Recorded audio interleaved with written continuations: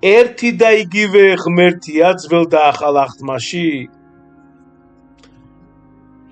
მეგობრებო, მართლმადიდებელი ეკლესია, ესე იგი, გვასწავლის ნათლად და ასე ვთქვათ, ერთხმად აცხადებს, დიახ, აბსოლუტურად, ესე ვთქვათ, ერთი და იგივე ღმერთია.